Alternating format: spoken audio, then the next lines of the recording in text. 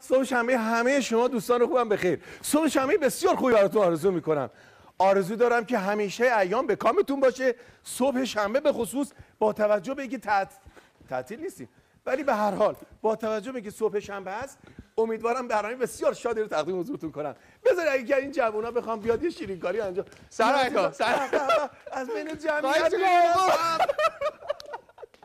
معرفی کن. بله خواهش کن. من 2 سالمه از کاشان. ماشاءالله چقدر قامتی. باور کن فکر شیر زیاد خوردم. آره عجب لبنیاتی داره کاشان. آقا من شیرینکاری اومدم. کاریت انجام بده، جایزه‌شو آماده کنید ببینم. من صدای خروس بلدم داره. خروس؟ بله. چه جالب. ببینم. میو میو. آخه این یه خروسیه که از طرز گربه. آقا خیلی خوش آمدید به برنامه ما. علی جان ممنون. الا قربونتون من کادو رو نمیدین؟ اختیار هدیه‌تون بعد از آسمون برسه. از آسمون هنوز نرسیده. مسقطه. دست شما در نکنه. امروز یه برنامه ویژه داریم. مسعود روشن‌پژوه عزیز و دوست داشتنی مهمان برنامه ماست. قبل از هر چیزی سلام علیکم. شکریم. ممنونتم.